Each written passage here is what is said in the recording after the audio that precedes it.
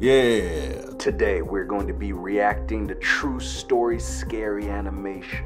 And you already know, girl, you better get that out of here.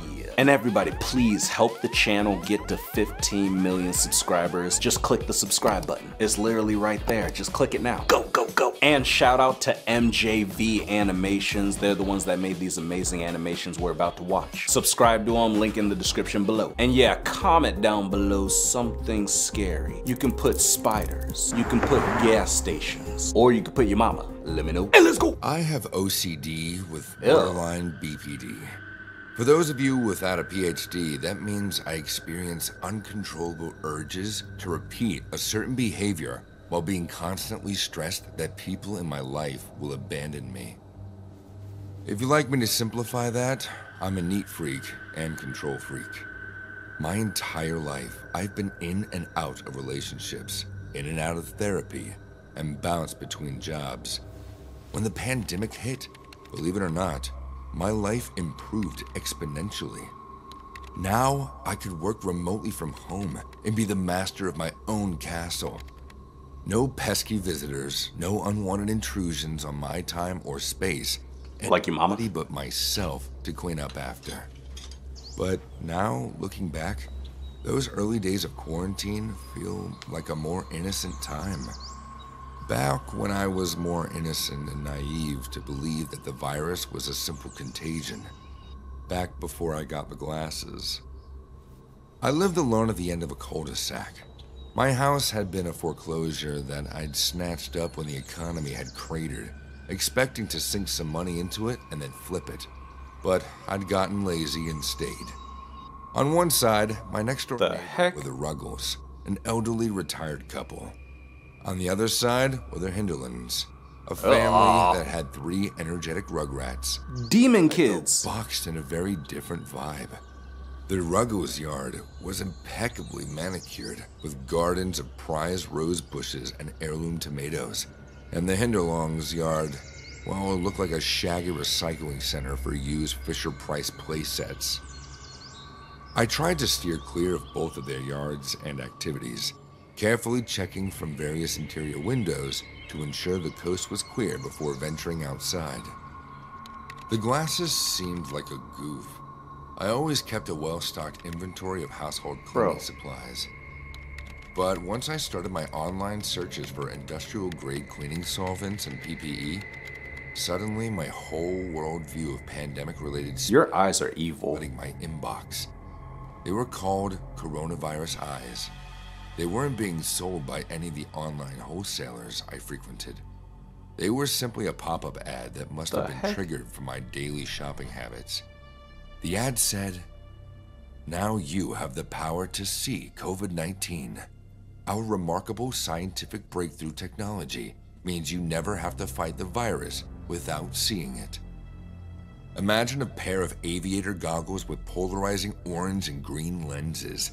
Price, $289.99. You dummy. Cabin fever, a fear of germs, and poor impulse control are a toxic combo. The glasses checked off so many of my OCD boxes that even if it was a scam, which I'm pretty sure that it was, I couldn't resist the sales pitch. So of course, I bought the Corona. $59.99 shipping? Heck Paying an additional $59.99 for same-day delivery. However, I kept my expectations low. How could a pair of goggles possibly show you COVID-19? An hour later, I watched as the FedEx driver drove around the cul-de-sac. I got my face mask and gloves, reaching to the front door, just as the package was being dropped off on the welcome mat.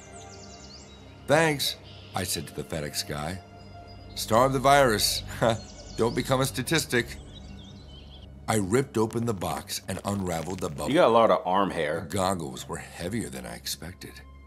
The added heft, as well as the glossy polarized lenses and finely machined assembly, made them feel like legitimate virus-displaying eyewear. I took a deep breath and slipped them on. And nothing. Just a blurry-eyed view of the world. No bright particles wafting along the air currents. No swirly patterns of neon-colored spores. Not a single speck of lethal virus. Money well spent. Disappointment quickly gave way to serenity. There wasn't an airborne viral activity in my foyer or front yard.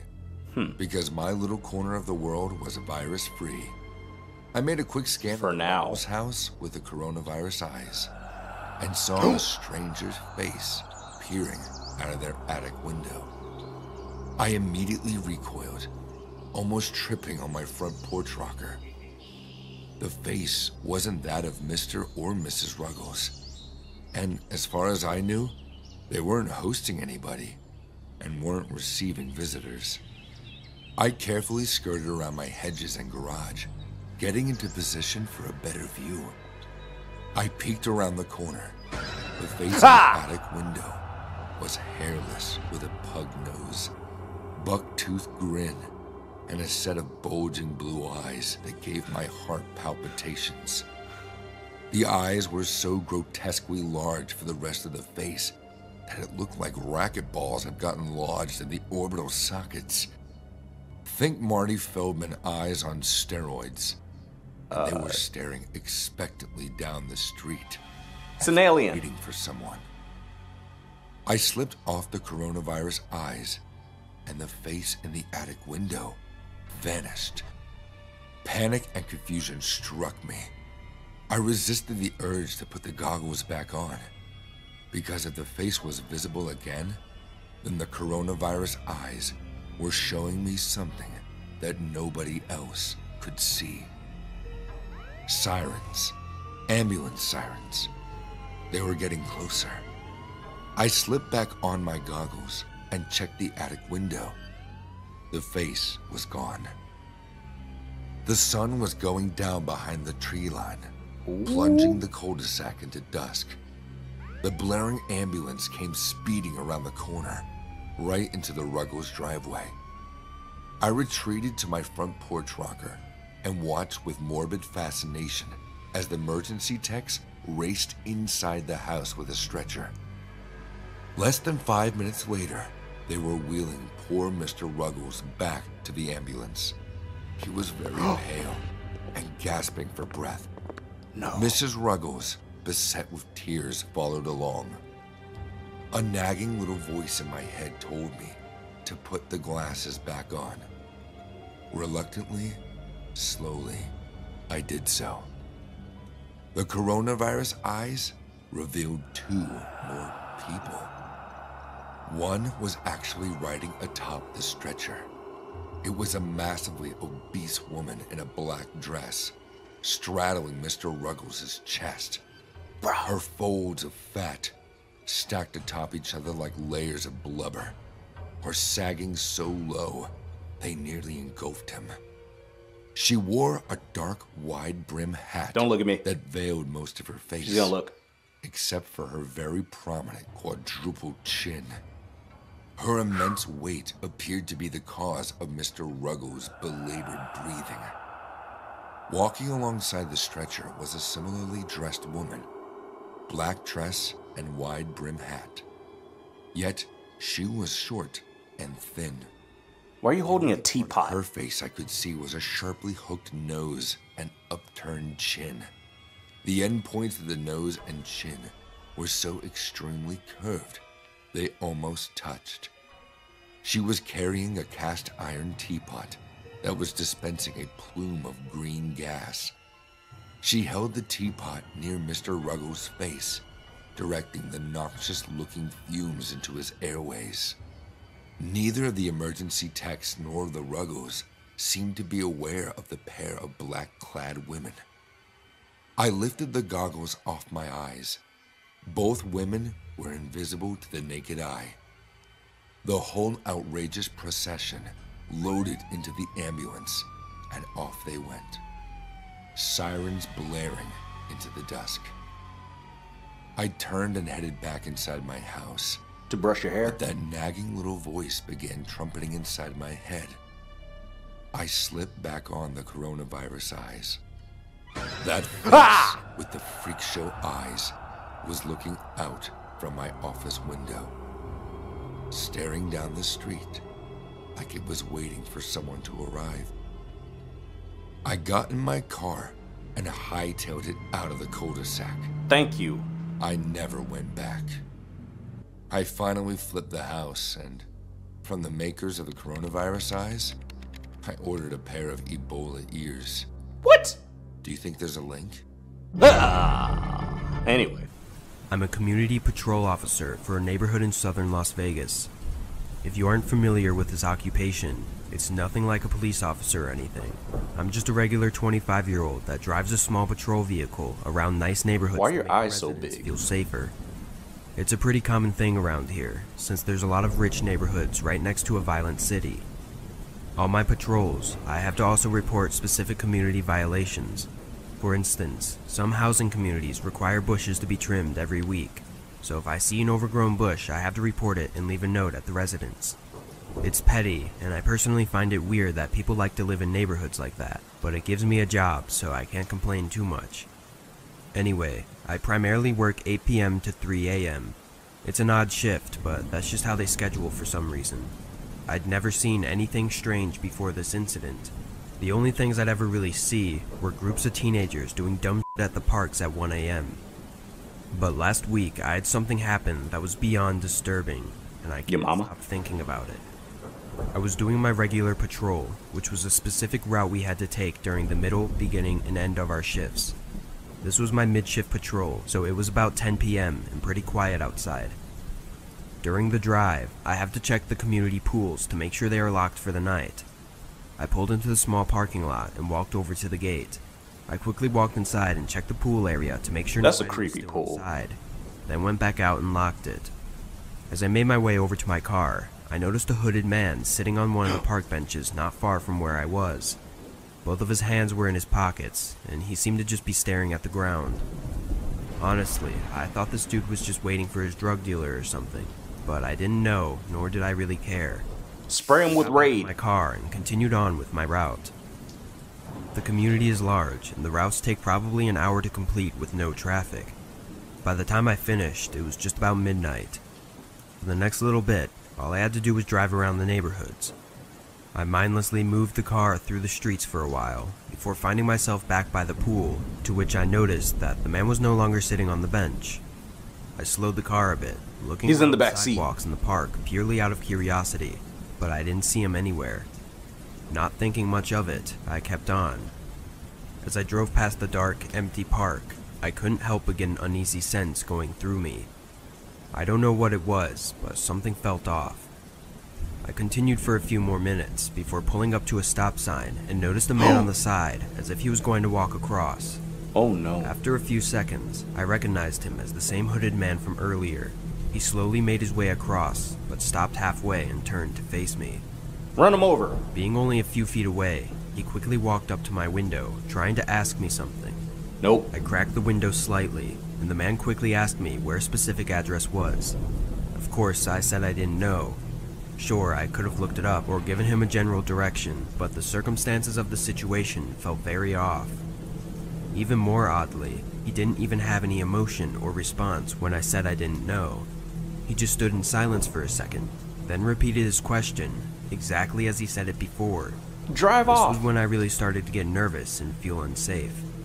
I told him I needed to leave, quickly rolling up my window and beginning to move forward. The man didn't do anything as I drove off. Looking in my rearview mirror, he was just standing there in the middle of the road watching me drive away. For now. I parked down by a nearby street by one of the houses, then collected my thoughts. It was a really weird encounter, but was it reason enough to call the police? Yes. I didn't know. As bad as it sounds, calling the police while at work is a big deal, and I didn't want to unless it was actually necessary.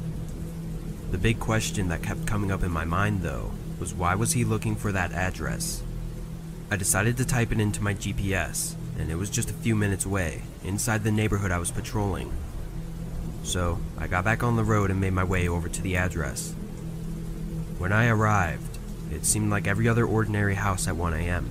All the lights were off and nobody was outside. I parked on the other side of the street and waited for a bit, but not even 30 seconds later, the hooded man came into sight, walking down the sidewalk towards the house. How'd you get there that quick? From my car as he walked up their driveway and up to their front door. He knocked a few times, then waited for a while before knocking again. Almost a whole minute went by before someone answered the door. Immediately, don't do it. The hooded man slammed his body into the homeowner and fought his way inside the home. Bro! I was in shock, seeing something like this for the first time happening right in front of me. I controlled myself as soon as I could though and called the police. As I sat waiting in fear, I didn't see any movement for 2 or 3 minutes. Your security, get in there! Whether or not to go in and try and help the homeowner. Honestly though, I was terrified and didn't want to make an already horrible situation even worse, so I stayed in my car. Suddenly, the front door moved a little, and swung open abruptly, followed by the hooded man sprinting out and running off down the street. The police didn't arrive until almost 10 minutes later. I don't know what took so long. I'm sure it wasn't anyone's fault, but part of me was furious. By then, the man was long gone, and the homeowner was laying inside, having been beaten so hard that he was unconscious. Over the next few days, more unfortunate information came in. The homeowner didn't recognize the man from anywhere, and barely even remembered the situation, but the guy also didn't steal anything from his house. This was very unusual, because the man had clearly known of the homeowner's address, and his only known goal was to hurt the homeowner. Thus, it didn't make much sense for the suspect to not be someone he knew. The whole thing was very strange, and it still makes me feel uneasy. It's only been a week since this happened though, so hopefully more information comes up, and the hooded man gets caught. No! The hooded man! This is why I do not answer my door. Like, if the doorbell rings, if it's important, they'll leave a note, they'll leave the package at the door, or they'll leave the food, Postmates, they'll leave it on the porch. There's no reason to answer the door and be like, hi, can I help you? No, because otherwise, you might get murdered. But yeah, the guy was in the hospital and I'm sure he's fine. Learned his lesson though, didn't he? But if you enjoyed this video, then go ahead and smack that like button. And yeah, I'ma see ya in the next one.